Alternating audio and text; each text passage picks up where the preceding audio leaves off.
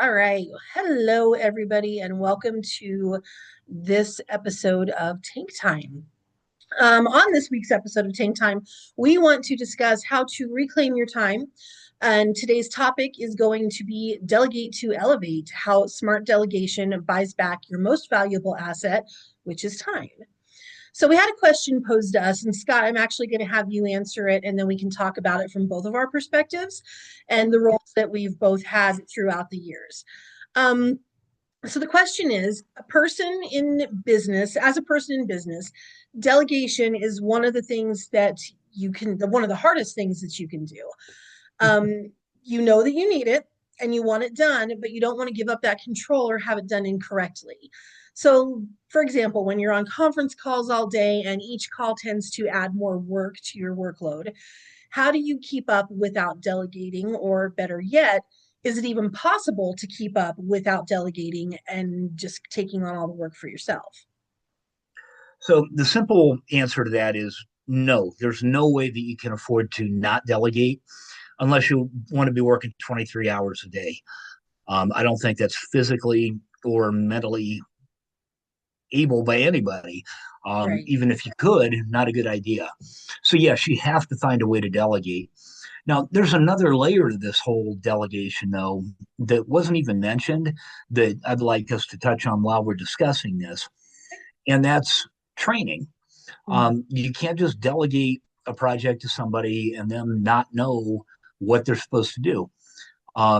Since you know how you need the project done, what you're looking for, so that it gets done properly, you need to take the time to train them so that they can efficiently be able to help you and be able to assist you in running the company and doing your job. Right. So and I know you've had experience with that. If you'd like to share what you had gone through in that level. Yeah, I remember I was hired for a job that they were urgent to get a new admin in. And then when I got in there, the manager was so bogged down with doing my job and trying to catch up on her job that she didn't have the time to even train me. So I remember literally sitting at a desk and just watching her just with so many hats and multitasking. And I kept asking her, what can I do? What can I do? And she said, so much, but I have to train you on it first. And she did not have the time to train me. And it was very frustrating for both of us, because when you're new, you don't want to sit there doing nothing. You want to be learning and show that there's a reason the person hired you. But I did understand where she was coming from. And it took us some time, but she finally was able to find that groove. And then as she was slowly able to give me more of what I was supposed to be doing anyway, she could finally focus on what she had to get done. Very cool. Yeah. Now, there's a couple of ways you can go about delegating too. You can look for a resource in house that you have currently, Mhm. or you can look at a company like Big Fish Consulting that's had experience with all these projects that you're working on and that type of work that can assist you. Both avenues are very, very good and very important to use.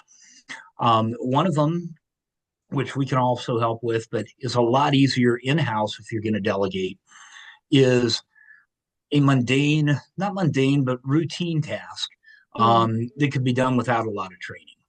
Yes. Um, there's a lot of office work that needs to be done with updating calendars, responding to simple emails, finding out, hey, how do you want me to respond, taking the time to actually write that email or following up with a phone call to that customer. Hmm. Data entry. Oh, yeah. It's not, it's something that there's very little training needed, which makes it easy to pass on to somebody. Hmm. Now, the difficult problem is when you come into things that are a lot more detailed, much more technical in your arena that you're having to deal with. And me personally, I was in this situation numerous times. Handing off and being able to get the data entry. Can you set up these spreadsheets for me? Can you organize this workflow for me? Was very easy to pass on without a lot of training. I gave somebody some imagination. I let them grow with the project so that they could grow with the company as well. And then I went back, reviewed what they had, commented on it, and we fine tuned it to get exactly what we were looking for. But there were some things that without sitting down and training somebody for a day, I couldn't pass those duties on to them. Yeah, Um, exactly. the scheduling at some places that I've worked is so complex, and there are Hmm. so many nuances to it. You need to take time to train somebody to simply schedule your staff to come in. Um, Exactly. but that's one key thing that you have to learn. You're going to work harder up front, but it's going to save you on the back end. Um, you need to take the time to train your employees properly, Exactly. um, or to bring in a resource like our company Hmm. that has the basic knowledge of it, but can fine tune those skills to exactly what you want so the project's finished quickly, efficiently, Hmm. and exactly the way that you want it done.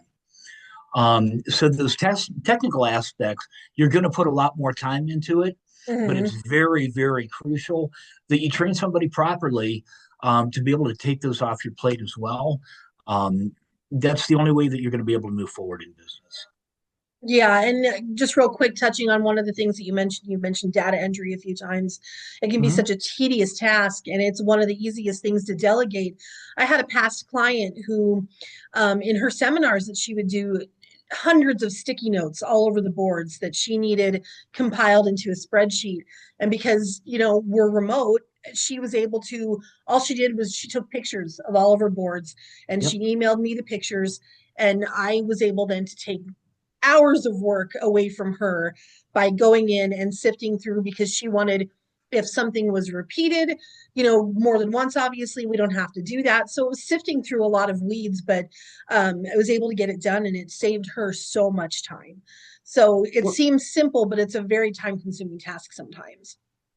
and another thing, if you think about something as simple as scheduling a meeting, Hmm. you have 10 people that have their own calendars, their own schedules. The same time's not going to work for everybody. Right.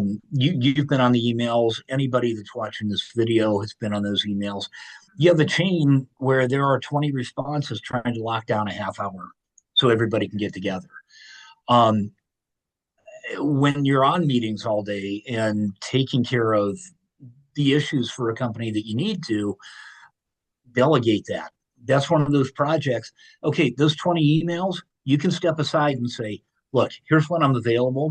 Here's what I can make work. Mhm. And then pass that on.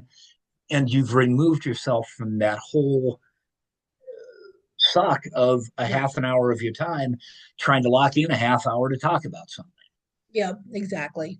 So it's important also to just really remember that, where is my time being used best Right. and where is it being drained? And where it's being drained, that's probably where you want to focus on the most for getting yourself some help to start with. Exactly. All right. All right. Well, I think that was a very thorough answer to that question. So thank you for that. You have a lot of knowledge in that area, I know. So you were definitely the one to answer that. So, all right. Well, that is it for today's episode of Tank Time. Everyone watching, please feel free to leave a comment or ask a question. We will be sure to get back to you. Please like and subscribe to our channel and also check out our new website at bigfishconsults.com. And I will leave a link to that in the description of the episode. Feel free to sign up for a newsletter we'll be putting out in the near future and reach out to us. All of our contact information is right there on our website, and we're here for you. So until next time, and we'll see you next week. Awesome. Thank you, everybody. All right. Bye.